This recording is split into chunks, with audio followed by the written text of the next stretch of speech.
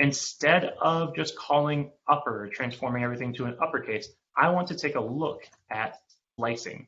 And we have a couple tricks up our sleeve when it comes to slicing. If I'm interested in getting, say, the first two characters of every single string out, well, with NumPy, I don't need to visit every single element.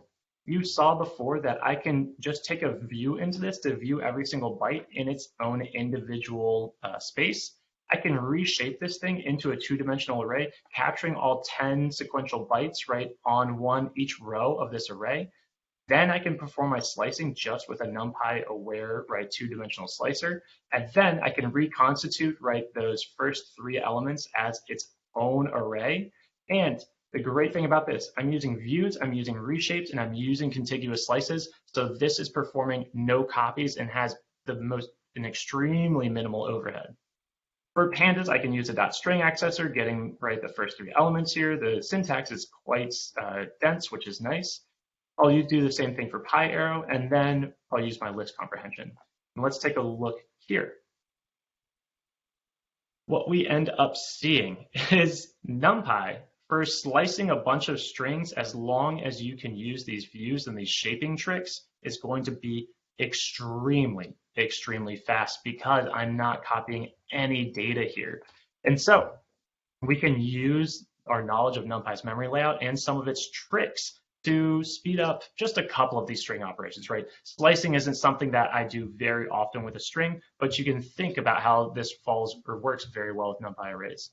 For pandas, we still have that object data type and we have that PyArrow back data type. Now, this is quite interesting because we see an inversion or a deviance, from maybe what the pandas release notes will tell you that the PyArrow back string is going to be better at absolutely everything. Well, it turns out that the visiting pattern that we need to do for these in order to perform a specific operation, well, it's sort of falling apart. Because we're storing offsets in the PyArrow back, we can't compute. We would have to do some very special math, and I'm not sure of the backing algorithm that's used for the string slicing operations. It could be implemented at the PyArrow level, and Pandas just hasn't yet tapped into those special methods. But we can see that just working with an object data type to perform string slicing actually works quite well, and we can even see that being boosted further just using a single list comprehension. So for string operations, the list comprehension is coming out quite well. And we can use what we know about the memory layout for the pandas object data type and the PyArrow backed data type to start to reason about why we see these very slight differences in timings. Now, let's perform a broadcasted equality check. As part of this test, we're just going to test, is each element in an array equal to the first element of that same array? And so you can see that I'm performing this on every single one of these values here. And so what we can do, we'll give this a run and we'll see which value is fastest or which approach is fastest. You can see that the NumPy and D array, the fixed width strings, is going to be quite fast here because it doesn't really need to worry about all of the white space that's automatically stripped off. And so we end up actually having quite a fast check. We're just performing bytes against bytes here. And because of how NumPy arrays broadcast, this ends up working quite well. The PyArrow string would come in second here.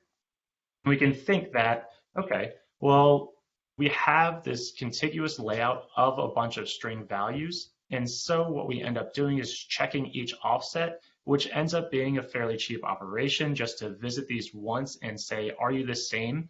All it needs to do is check the first byte and then move on if they don't match. Now, we see some slowdown here at the pandas object level and the list comprehension level. And we need to understand how Python works with strings because effectively under the hood, pandas, since it's an object-backed data type, it's going to leave Python to do the actual comparison here. And so when I perform a string check in Python, we actually end up performing two checks. I end up performing this check, and due to string interning, this actually ends up being true. Let's see if we can actually break this here. they recently extended this, so this is actually going to be hard to break. But the first thing that Python will check is this the same object in memory? Right? Do these represent the same object? This is a very cheap check because it just needs to identify, right, the memory address of the Python object and see if they're the same. And if so, it will actually skip everything else. It doesn't need to check anything else because if they're the same memory address, they're the same. If they are not the same, right, ABC is equal to ABCD, these are two separate objects. And so what Python ends up doing at this CPython level is it will identify that these have different memory addresses, and it will fall back to performing, right, is the first byte the same? Is the next byte the same? Is the next byte the same? And so this inequality, right, this lack of matching is actually what's slowing down a lot of our program here. Whereas the PyArrow, right, with its dense memory layout of all of the string characters, ends up moving quite quickly because it doesn't need to go from PyObject to PyObject to PyObject, performing each comparison. All right, let's check multiple string operations. Now you've probably seen, right, we've used that pandas.string accessor to perform a couple of transformations here. You've seen the string.upper and string.the slicing syntax, which you can also use from string.slice. But let's take a look at how many operations we can do. So for multiple string operations, what I want to do are three parts. I want to strip the string of any white space. I want to transform it to uppercase, and then I want to slice it. So kind of a combination of everything that we've seen here. I'm going to use a pandas PyObject. I'm going to use pandas PyArrow. I'm going to use pandas with a .apply here instead of, right, the chained string accessor methods. Then I'm going to use PyArrow with the same .apply. Finally, I'll use polars, and I could definitely add in a Python list comprehension here, but let's see where we're at with the timings on these. Well, it turns out, well, these are actually sorted in terms of slowest to fastest here. The pandas object back data type is going to be quite slow. We end up, right, needing to visit each of these, and the painful part here is this. First, we evaluate .strip. We return a new series. Then we evaluate .upper. We return a new series. Then we evaluate .slice. We return a new series. All these are, I'll use this in quotes, vectorized, right? They are vectorized, meaning they abstract away a for loop. I can't see it. These .string methods are just Python for loops. And so here, at the Python level, I'm iterating through my data once, I'm iterating through all my data again, and I'm iterating through all my data for a third time at this Python for loop.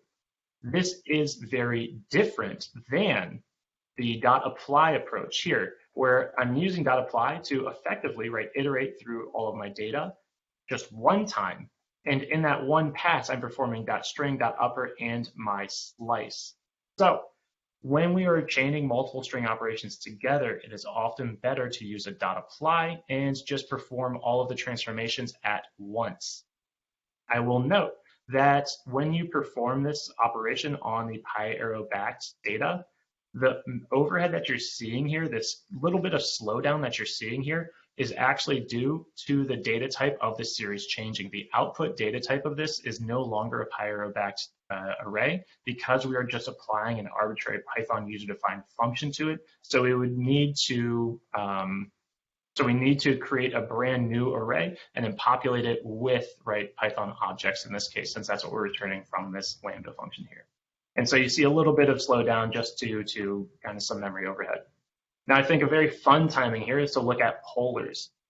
Remember polars, right? We have our selection context, and then we apply this polars expression. So we're just taking, right, a single column, and we are using very similar syntax to what we saw in pandas, where we have the .string accessor with a couple of methods attached to it. The nice thing about polars is since it has this lazy evaluation or this expression system, not necessarily lazy evaluation in this case, polars can grab all of these operations, and when we go to actually compute, right, it would essentially perform all of these string operations in a single pass, very similar to what we saw with .apply, but since we're using expression syntax, right, we are tapping into Polar's Rust layer and actually calling, right, Rust functions onto this PyArrow backed data frame. And so Polar is actually quite good at working with strings. But you do pay that price if you ever need to do something that Polars doesn't have. A lot of these restricted computation domains have very, very steep cliffs. So if it's not something that a Polars expression can support, you'll have to use .apply. You'll have to bring it all the way into the Python ecosystem and just work on it right as a bunch of Py objects. But that takes us to the end of our discussion of strings here. Just to wrap up, when working with strings, right, you're usually going to want to reach for that pi arrow backed string data type in pandas. It'll typically have the best performance, but as you can see, a little bit of understanding of the memory layout and how it's backed does indeed go a long way, because we can use this knowledge to predict, right, when might the pi arrow string data type not perform any better than just a Python list of strings.